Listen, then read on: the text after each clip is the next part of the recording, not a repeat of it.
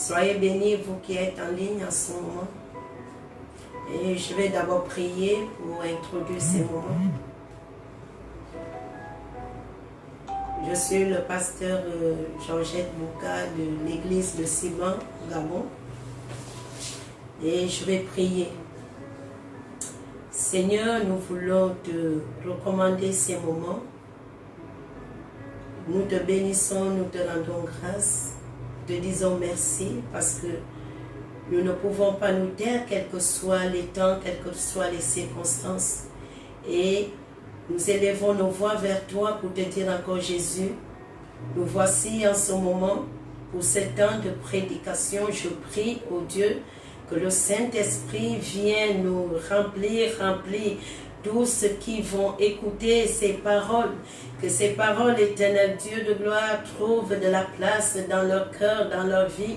Et que cette parole, éternel mon Dieu, mon roi, sauve quelqu'un qui est dans une situation difficile, dans les lamentations, dans la maladie, dans l'étonnement, dans le trouble, au nom de Jésus-Christ. Seigneur, je prie ce soir que le Saint-Esprit remplisse ces lieux et partout ailleurs en ce moment où les gens sont connectés à écouter cette parole de vie. Je bénis le Seigneur pour tes serviteurs, Seigneur, qui sont toujours en train de œuvrer pour la bonne marche de ton œuvre. Seigneur, je bénis, éternel Dieu de gloire, tous ceux qui sont appelés enfants de Dieu, hommes de Dieu, servantes de Dieu, et qui, Seigneur, œuvrent pour la bonne marche au nom de Jésus de l'Évangile. Seigneur Jésus, je me laisse conduire par ton esprit. Je m'abandonne à toi, Seigneur, que la connaissance se taise en moi et que la sagesse des hommes se taise et que toi seul, Saint-Esprit, prenne le plein contrôle et que ta parole soit prêchée en puissance au nom de Jésus-Christ. Que la gloire te revienne en ce temps et au temps à venir au nom de Jésus. Amen. Amen. Alléluia. Nous sommes là ce soir, frères et sœurs, pour la parole, l'évangile qui nous a été donné, qui nous a été transmis et qui aujourd'hui vous aussi, vous prenez part de cet évangile. Et je vous bénis encore dans le précieux nom de Jésus-Christ. Nous allons rentrer dans notre parole de ce soir. Nous allons parler du temps de Dieu, le temps de Dieu. Le temps de Dieu. Et le temps favorable pour tous. C'est le meilleur temps. Car nous les hommes, nous avons aussi un temps pour nous, mais qui n'est pas, peut-être pas le temps de Dieu, mais le temps de Dieu est le temps favorable pour toutes choses. Le temps de Dieu est le temps favorable pour ton salut. Le temps de Dieu est le temps favorable pour ta guérison. Le temps de Dieu est le temps favorable pour ta délivrance. Le temps de Dieu est le meilleur temps. Et en ce jour, nous allons lire la parole dans Ecclésiaste chapitre 3 à partir du verset 10. Et si je commence au verset 1, où le Seigneur dit dans cette parole, il y a un temps pour tout, un temps pour toutes choses sous les cieux, un temps pour naître et un temps pour mourir, un temps pour planter et un temps pour arracher ce qui a été planté, un temps pour tuer et un temps pour guérir, un temps pour abattre et un temps pour bâtir, un temps pour pleurer et un temps pour rire, un temps pour se lamenter et un temps pour danser, un temps pour lancer des pierres et un temps pour ramasser des pierres, un temps pour embrasser et un temps pour s'éloigner des embrassements, un temps pour chercher et un temps pour perdre, un temps pour garder et un temps pour jeter, un temps pour déchirer et un temps pour coudre, un temps pour se taire, un temps et un temps pour parler. Un temps pour aimer et un temps pour haïr. Un temps pour la guerre et un temps pour la paix. Quel avantage celui qui travaille retire-t-il de sa peine? Le verset 10, qui est notre verset de base ce soir, jusqu'au verset 15. La Bible déclare: j'ai vu à quelle occupation Dieu retire-t-il. J'ai vu à quelle occupation Dieu soumet les fils de l'homme. Il fait toutes choses bonnes en son temps. Même, il a mis dans leur cœur la pensée de l'éternité. Bien que l'homme ne puisse pas saisir l'œuvre que Dieu fait, du commencement jusqu'à la fin. J'ai reconnu qu'il n'y a de bonheur pour eux qu'à se réjouir et à se donner du bien-être pendant leur vie. Mais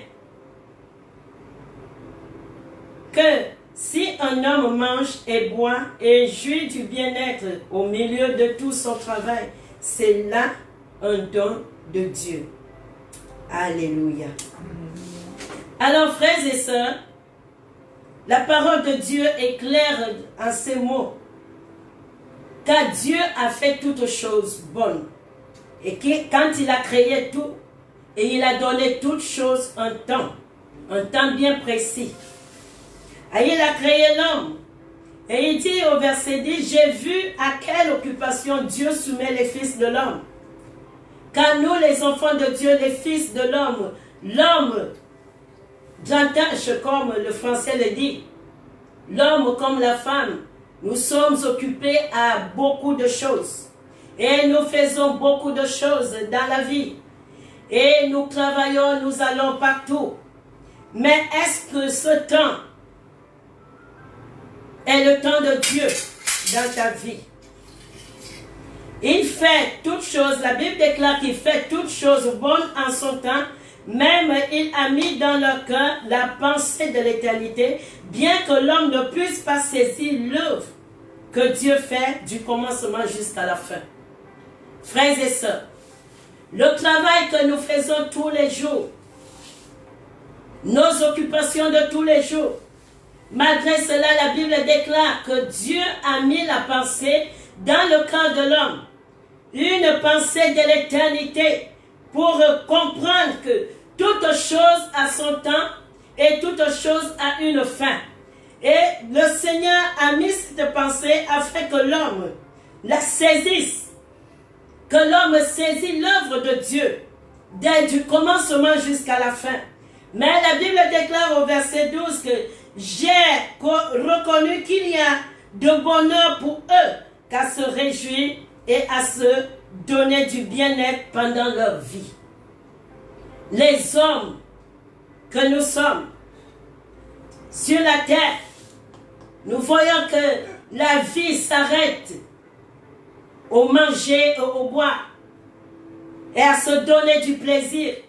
Et un peu de temps que les choses vont mal, l'homme commence à se plaindre sur la terre.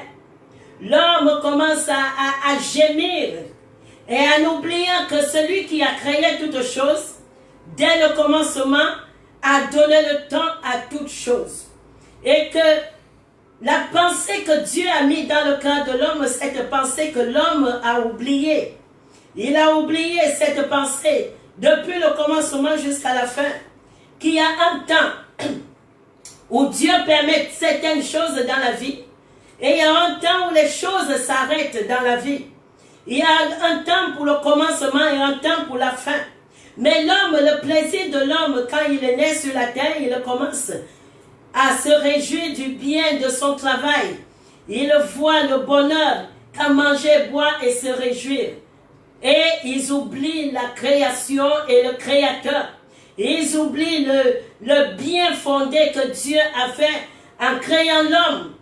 Que l'homme devrait se tourner vers Dieu et regarder au bienfait de Dieu, ce que Dieu veut que l'homme fasse.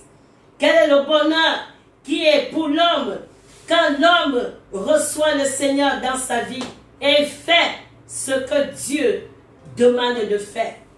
Et à son temps. Quand il y a un temps pour tout. Et nous pouvons le voir tous les jours. Il y a un temps où nous travaillons, il y a un temps où le Seigneur donne le repos, qui est le temps du sommeil. Il y a un temps où un enfant peut naître. Il y a un temps où l'enfant, la personne meurt, il a grandi, il meurt. C'est le temps de Dieu. Le temps que Dieu a fixé pour chaque chose.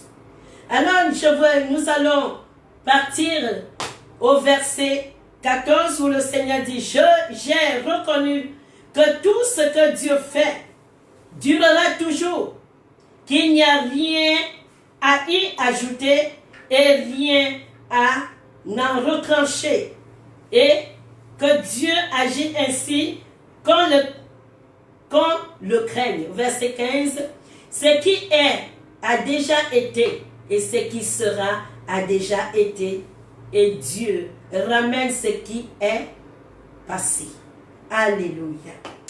Amen, amen, amen. Dieu dit que tout ce qui se passe actuellement, frères et sœurs, tout cela existait déjà. Il a fait ces choses que nous vivons aujourd'hui. Et ces choses sont passées. Et il a ramené les choses passées, frère. Il n'y a rien qui est nouveau sur la terre. Les hommes, nous aujourd'hui, nous voyons des choses qui se passent aujourd'hui, qu'elles sont nouvelles. Elles ne sont pas nouvelles parce que ce que nous vivons aujourd'hui, ceux qui sont passés avant nous ont vécu les mêmes choses. Même si elles ne se ressemblent vraiment pas. Mais ils ont vécu ces temps difficiles. Ils ont vécu des temps de pandémie aussi. À leur époque. Et maintenant le Seigneur a ramené ces choses. Les choses passées à notre temps. Mais il y a une chose que l'homme ne doit pas oublier. C'est que quand Dieu a mis la pensée de l'éternité dans le cœur de l'homme, c'est que l'homme doit se souvenir de Dieu. Quels que soient les temps, quels que soient les temps difficiles, quels que soient les temps de pandémie, quels que soient les temps de douleur, quels que soient les temps de mort, ou le temps de réjouissance. Et l'homme oublie toujours le Seigneur dans certaines circonstances de la vie. Quand il y a les temps de réjouissance, on oublie qu'il n'y a qu'un Dieu qui nous a créés et qui a permis que ces temps puissent exister pendant notre séjour. Et quand il y a les temps difficiles, alors c'est là où l'homme cherche à aller vers Dieu.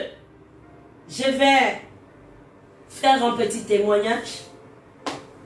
J'étais bien sûr ici à Libreville et pendant que je passais pour chercher une Bible pour mon fils dans le Seigneur, et qui est né de nouveau, je me suis retrouvée dans une librairie chrétienne et je regardais les Bibles. Et pendant que j'y étais, un petit instant, et il y a eu au moins 10 personnes qui sont venues derrière moi. Et ces personnes cherchaient à acheter une Bible. Et cette attitude, ces moments-là m'ont touché. J'ai regardé des personnes qui étaient autour de moi. J'ai regardé des femmes et des hommes mûrs, âgés et des jeunes qui cherchaient à acheter une Bible. Ils en avaient besoin. Alors j'ai commencé à poser des questions à certaines de ces personnes. Et je leur ai posé la question de savoir pourquoi vous achetez une Bible en ce moment. Pourquoi la Bible? Et une ou deux personnes m'ont répondu, ah, les temps sont devenus très difficiles. Alors, je pense que je dois m'incliner vers le Créateur. Je dois chercher Dieu. Alors, il y avait un jeune homme qui était là. Il regardait les Bibles et il cherchait une Bible vraie, une Bible authentique, une Bible qui n'a pas des hérésies. Et il pouvait demander au vendeur que donnez-moi une Bible qui peut vraiment m'aider dans ma situation. Alors j'ai conseillé à ce jeune homme, je lui ai demandé, prenez celle que je viens d'acheter, Louis II, 1910, qui a des paroles authentiques, des paroles qui ont été traduites par des versets authentiques. Alors, le jeune homme a dit pourquoi. Je lui ai fait comprendre qu'il y a beaucoup de Bibles qui ne sont pas vraiment de ce nom, parce qu'ils ont été révisés et il y a beaucoup de gens qui ont introduit des choses qui ne sont pas bonnes dans certaines Bibles. Alors, ce jeune homme pouvait me dire, je suis vraiment dans le besoin parce que je ne veux plus me regarder les choses de la terre. Je pense que le temps de Dieu est arrivé pour que l'homme puisse se retourner vers Dieu, parce que les choses que je vis, je ne les avais jamais vues, je n'avais jamais entendu parler de ces choses, une maladie vraiment qui est comme celle que nous vivons actuellement, et les gens meurent tous les jours. J'ai peur de mourir. J'ai dit, gloire à Dieu. Il a acheté cette Bible et il est parti. Et j'étais tellement content de voir la situation et de voir autant de gens qui cherchaient Dieu.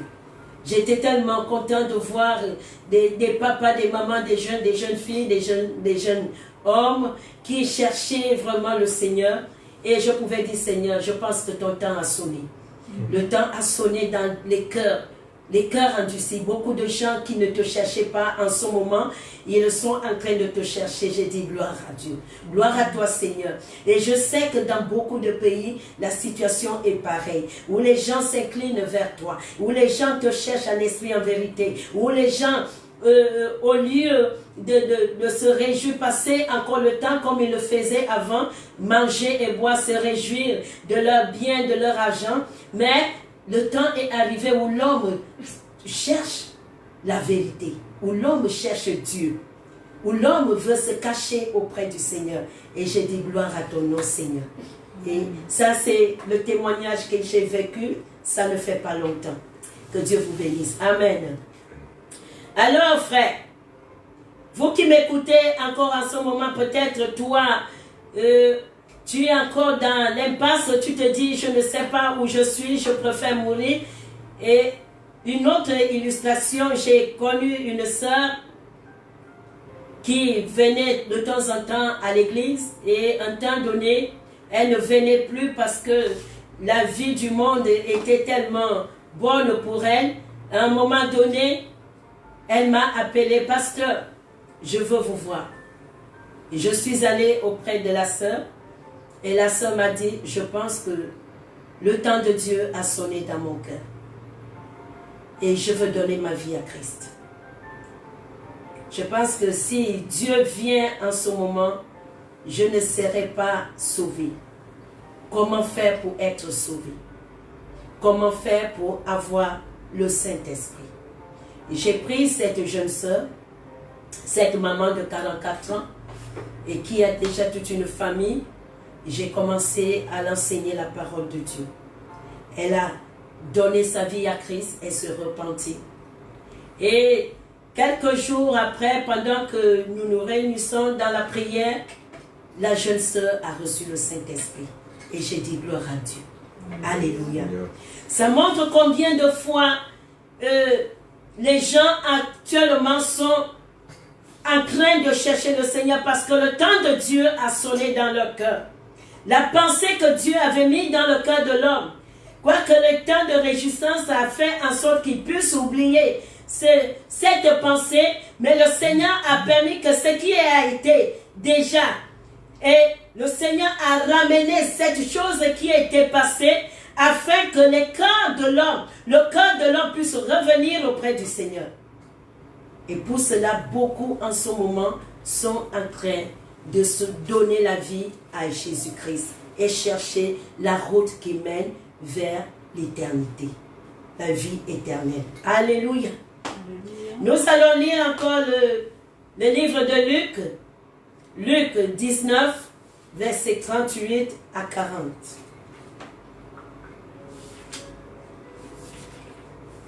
L'heure est grave, frère. L'heure est grave, sœur.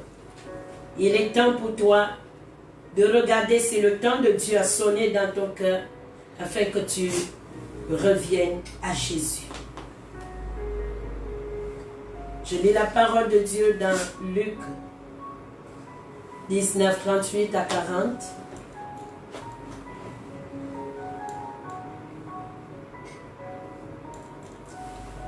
Je peux remonter au verset 36. Et de la parole dit, quand il fut en marche, les gens étendirent leurs vêtements sur le chemin. Et lorsque déjà il approchait de Jérusalem, vers la descente de la montagne des Oliviers, toute la multitude des disciples, saisis de joie, se mit à louer Dieu à haute voix pour tous les miracles qu'il avait vus. Il disait, béni soit le roi qui vient au nom du Seigneur. Paix dans le ciel et gloire dans les lieux très hauts. Quelques pharisiens du milieu de la foule dirent à Jésus, Maître, reprends tes disciples. Et il répondit, je vous le dis, s'ils se taisent, les pierres crieront. Alléluia. Le Seigneur leur dit, frère, que le temps est arrivé. Les disciples de Jésus, pendant que le Seigneur allait à Jérusalem, assis sur l'agneau, et les gens mettaient les habits sur son passage. Et pendant qu'il marchait, les gens criaient, Hosanna, Hosanna, gloire à celui qui vient au nom du Seigneur. Et les pharisiens, indignés par cette situation, disent à Jésus, dis à tes disciples de se taire. Pourquoi crient-ils ainsi? Jésus dit, s'ils s'arrêtent même de crier, je susciterai les pierres crieront. Alléluia. Les pierres crieront. Cela veut dire, frère, même pendant ce temps où les églises comme nous au Gabon, les églises sont encore fermées, je vous assure, frères et sœurs, nous sommes dans les maisons en train de crier. Nous sommes dans les maisons en train de prier. Et le Seigneur a dit, même quand bien même vous fermerez les bouches de ces hommes, les pierres crieront. Alors même si l'homme ferme la bouche pour ne pas crier, pour prier, le Seigneur, le Créateur, va susciter les pierres pour prier, parce que le temps est venu pour adorer le Seigneur. Le temps est venu où l'homme doit revenir à Dieu. Le temps est venu où l'homme doit reconnaître son Créateur et retourner vers son Créateur pour le salut de son âme. Alors le Seigneur a dit, vous pouvez le dire, qu'ils se taisent, mais les pierres que moi j'ai créées peuvent crier.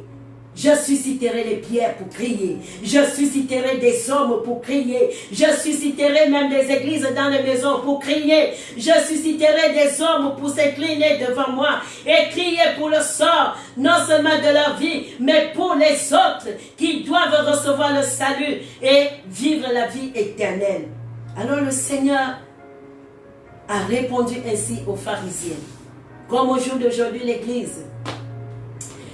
Les marchés sont ouverts, mais les églises sont fermées. Où on empêche des enfants de Dieu de se réunir. Et on nous empêche de crier auprès de notre Dieu. Pourquoi? Parce qu'il y a des faibles qui perdent la foi en ce moment.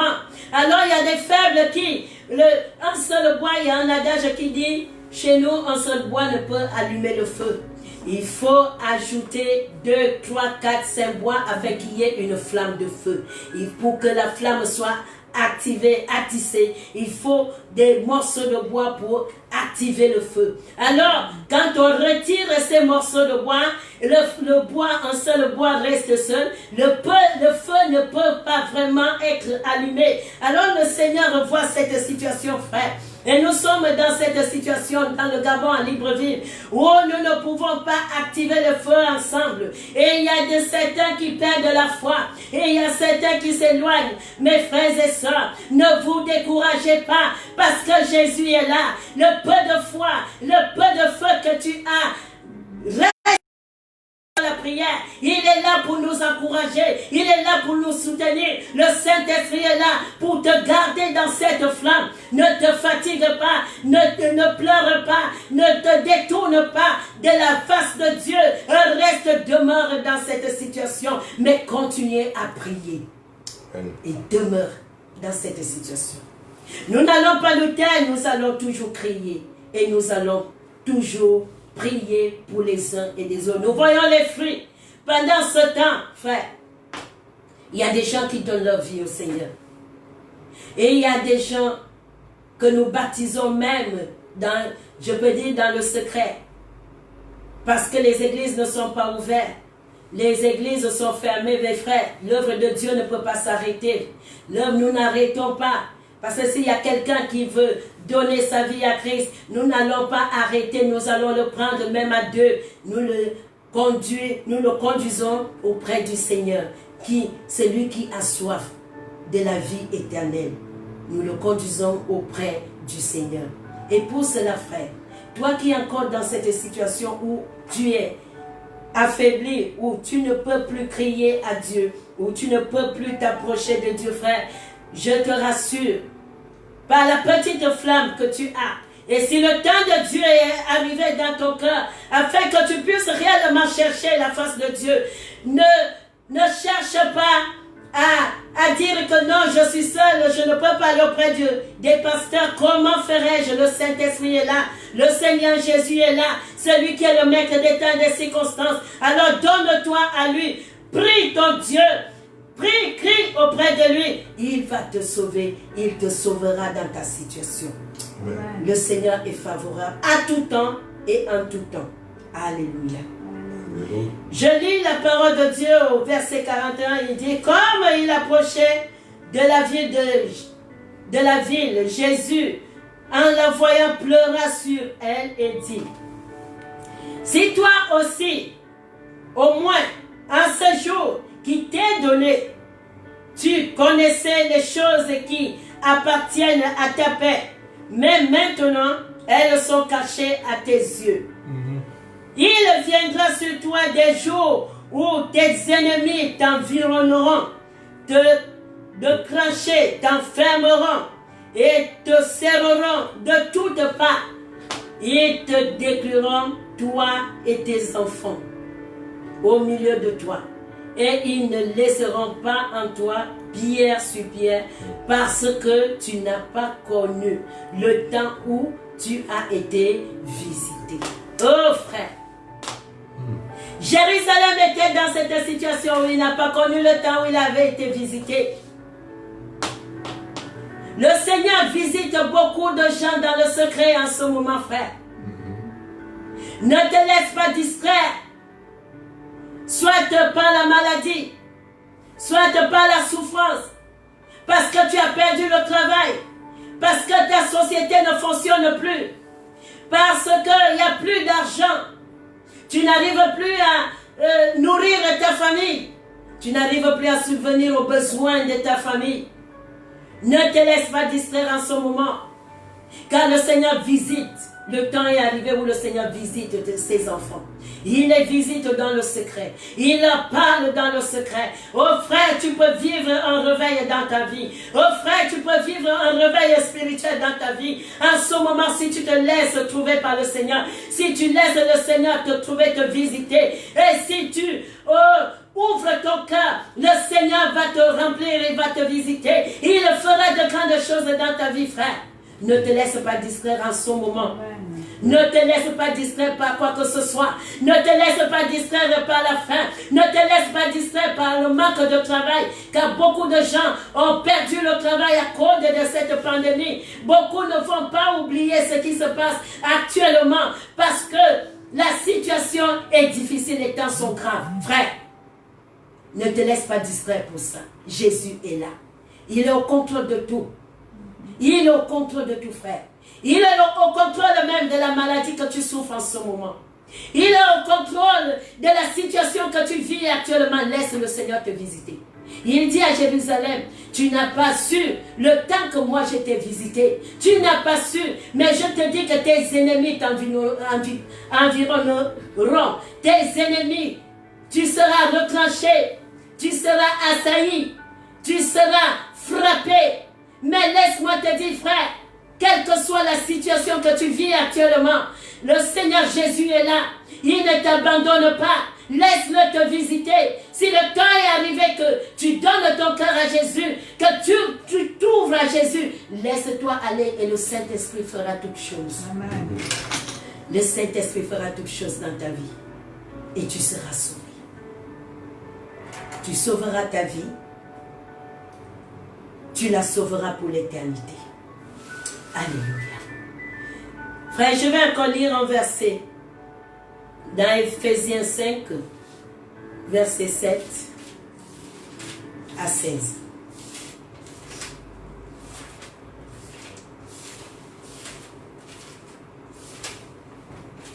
Si c'est le temps de Dieu dans ta vie, frère, laisse Dieu faire toutes choses.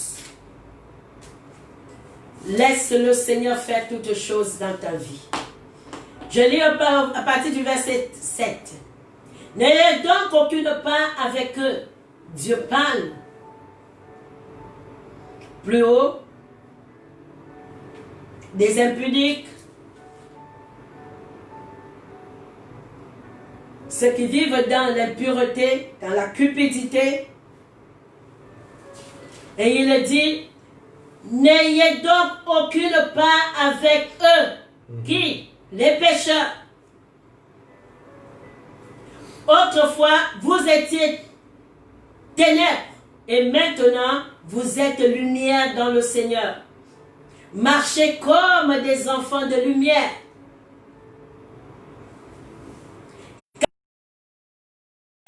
La lumière consiste en toutes sortes de bonté, de justice et de vérité. Examinez ce qui est agréable au Seigneur. Et ne prenez point part aux œuvres infructueuses des ténèbres, mais plutôt condamnez-les. Ah, frère, ne prenez point part aux œuvres infructueuses des ténèbres. Comme dans notre pays, le Gabon, aux frères. Je parle aux frères et aux sœurs. Dans ce pays, le Gabon, il y a beaucoup de choses qui se passent, frère. Et le Seigneur nous exhorte ce soir en nous disant, ne prenez point part aux œuvres infructueuses des ténèbres, mais plutôt condamnez-les. N'encouragez point des œuvres de péché. N'encourageons point des choses qui ne glorifient point notre Seigneur. Quoique des lois soient votées, quoique les choses sont dites, frère, ne n'encourageons point ce qui se passe actuellement dans le monde, frère. Mais rejetons toute impureté. Rejetons-les. N'encourageons point non seulement nos familles, nos enfants, ni nos prochains, ceux qui sont auprès de nous, ne les encourageons pas à vivre dans les ténèbres, ou plutôt, faisons-les sortir des ténèbres pour connaître Jésus-Christ. S'il y a quelqu'un qui est dans une situation ténébreuse, frère, il est temps pour que tu le fasses connaître Jésus. Amen. Il est temps pour apporter l'évangile. Christ mort ressuscité pour tous les impies. Christ mort ressuscité pour les pécheurs. Christ qui a porté les fardeaux du péché de l'humanité et qui a donné le salut à tous ceux qui croient en lui. Et toi et moi, nous n'avons pas à encourager les actes infructueux des ténèbres dans ce monde des ténèbres. Il est dit au verset 12, car il est honteux de dire ce qu'ils font en secret. Mais tout ce qui est condamné est manifesté par la lumière, car tout ce qui est manifesté est lumière. C'est pour cela qu'il est dit, réveille-toi, toi qui dors. Réveille-toi d'entre les morts et Christ t'éclairera. Alléluia. Réveille-toi, frère. Je parle à ceux-là qui n'ont pas encore connu le Seigneur, le temps a sonné. Si ce que nous vivons actuellement est en train de se passer, le Seigneur veut ramener les cœurs vers lui. Que les cœurs soient tournés vers Jésus. Réveille-toi, toi qui dors dans les ténèbres. Réveille-toi, toi qui dors dans la maladie. Réveille-toi, toi qui dors dans le péché. Réveille-toi, toi qui dors dans la situation qui ne glorifie pas le Seigneur. Réveille-toi, car Christ t'éclairera. Jésus va t'éclairer. Et il te donnera la vie, frère. C'est plus le moment de dormir. C'est plus le moment de pleurer, de tourner sur ton sort. C'est le moment de se donner à Christ pour être éclairé. Tu veux connaître la vérité, viens à Jésus. Tu veux connaître la vie meilleure, viens à Jésus. Tu veux voir qu'est-ce qui se passera après la pandémie, viens à Jésus. Il te donnera la paix. Il te donnera, il t'encouragera à continuer à marcher dans la paix et dans la justice. Et non, regarder et tourner autour pour parler de tout ce qui ne glorifie pas le Seigneur. Réveille-toi dans ton sommeil, des choses que tu as gardées aussi longtemps. Réveille-toi, c'est le temps où tu dois regarder à la vie éternelle. Oh, beaucoup de gens sont en train de perdre la vie. Et tous les jours, le monde est en train d'aller dans les ténèbres. Tous les jours, les hommes partent en enfer. Tous les jours. Qui sait quel sera ton jour? Qui sait quel sera mon jour, frère? Sors de ton sommeil et tourne-toi avec Christ. Sors de ton sommeil et remets ta vie à Christ. Le temps est arrivé où l'homme doit sortir des choses vulnérables du monde, des choses ténébreuses, des choses que l'homme voit par l'œil visible qu'elles sont bonnes, mais qui ne glorifient pas le Seigneur, frère. Qu'est-ce que tu aimes plus? Et qu'au jour d'aujourd'hui, tu n'arrives même plus à avoir ce que tu aimais plus. Parce que le temps est devenu difficile où ces choses ne seront plus faciles pour toi. Elles ne sont plus faciles pour toi. Mais Jésus est favorable tous les jours. Amen. Jésus est favorable tous les jours. Il est présent. Tu veux le connaître, frère. C'est le temps de Dieu en ce moment. Tu veux le connaître, je vais te dire, frère. Rentre dedans de toi. Évoque ce Jésus dans ta vie. Évoque-le dans ta situation. La Bible déclare qu'il n'est pas venu pour les justes, mais il est venu pour les pécheurs. Ne tourne plus autour de toi en cherchant de solutions. La solution vient à Jésus-Christ. Le Seigneur Jésus est la solution de ta vie, frère. Et le temps est arrivé où toi, tu dois donner ta vie à Christ. Le temps est arrivé où tu dois te remettre au Seigneur et dire à Jésus, Seigneur, je suis fatigué de vivre ce que je vis. Au lieu de te suicider. J'ai vu encore une femme qui me dit, je suis fatiguée de souffrir. J'ai une maladie que je traîne depuis 1 an. Et cette maladie, je suis allée dans les hôpitaux. J'ai fait des examens. Et la maladie revient toujours. Oh pasteur, je ne sais plus quoi faire. J'ai eu la pensée de me suicider. Je me suis dit que ça ne sert plus à rien de vivre. Je vais me donner la mort. Est-ce que c'est la solution de se donner la mort? Non. La solution, c'est de te tourner vers Jésus. La solution, c'est de donner ta vie à Christ. C'est là la solution. Car il ne cesse de faire des miracles, frère. Il est vrai que peut-être en ce moment, tu es dans le trouble, tu ne sais pas quoi faire. Mais Marie et Marthe étaient dans ce trouble quand leur frère Lazare, dans Jean 11, Lazare meurt. Jésus est en Béthanie. Alors, pendant que Lazare meurt, on envoie la nouvelle à Jésus que ton ami est mort. Est malade. Plutôt, il est malade. Il n'était pas encore mort. Et Jésus dit, il donne encore 2 jours, il dit, je viens. Il a encore pris 2 jours parce que ce n'était pas encore son temps. Alors quand le Seigneur va auprès de Lazare, Lazare était mort.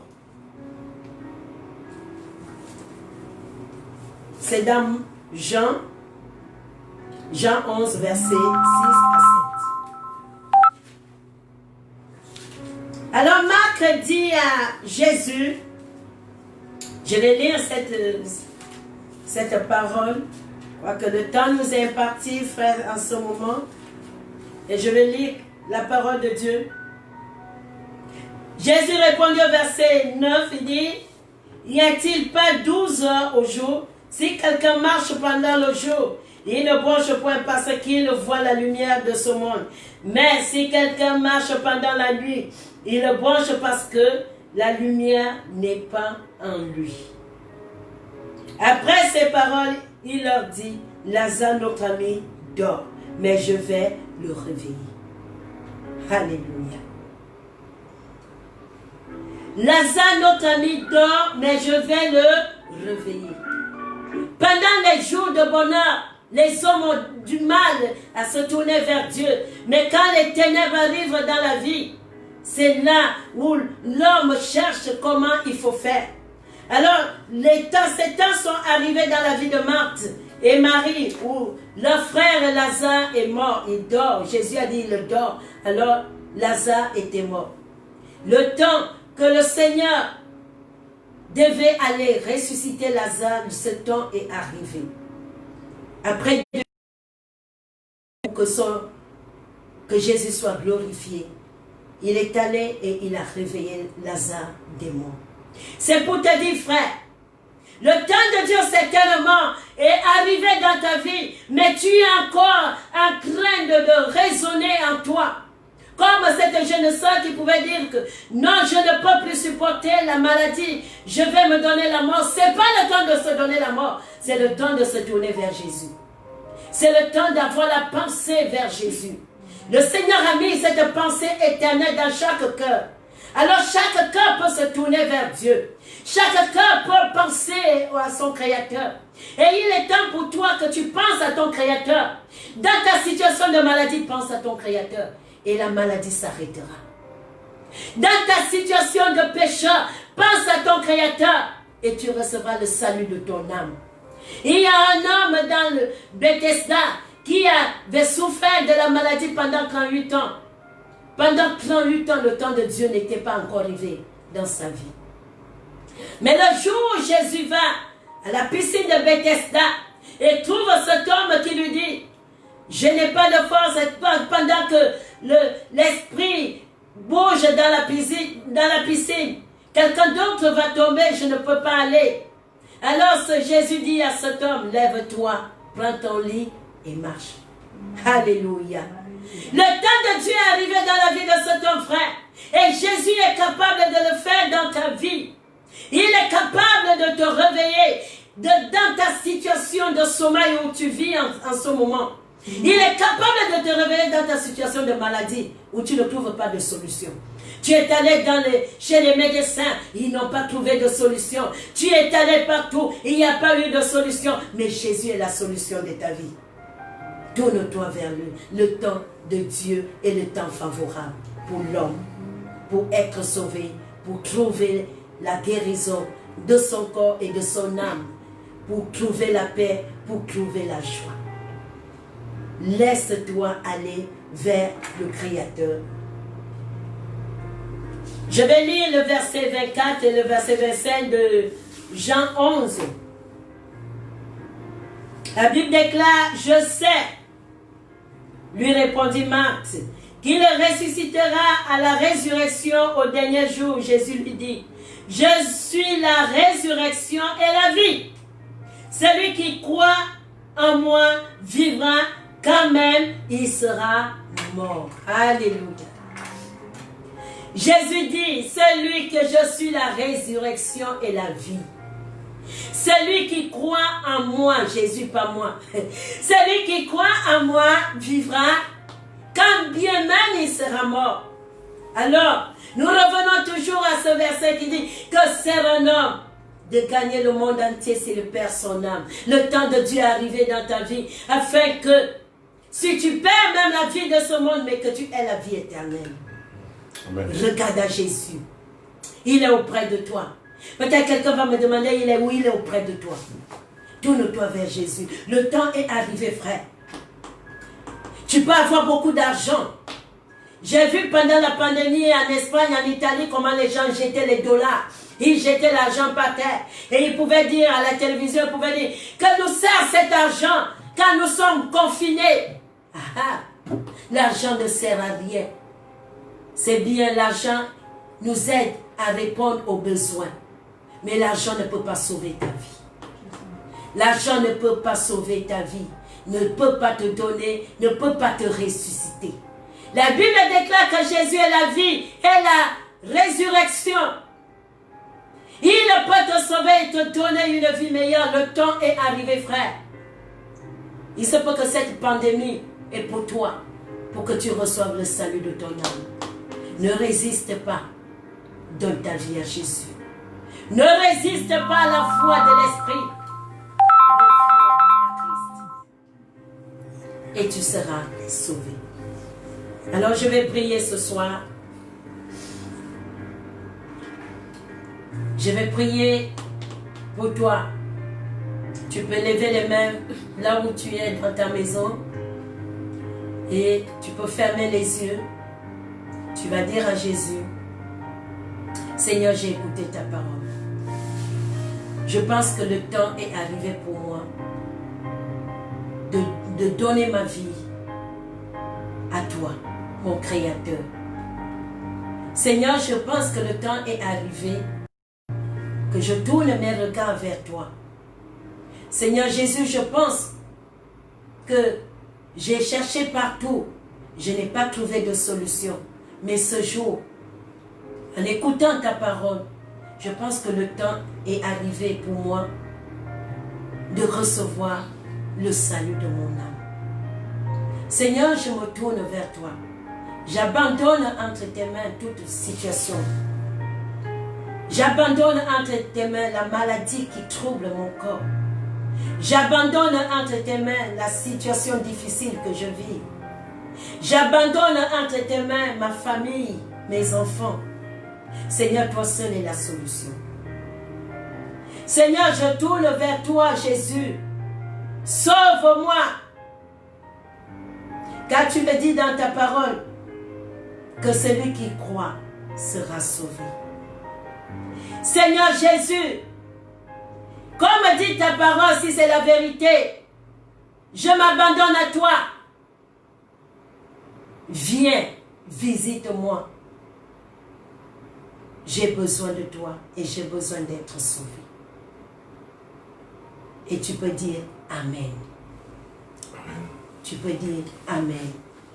Et le Seigneur est favorable à toi. C'est le moment et c'est le temps de Dieu. Que Dieu vous bénisse. Amen.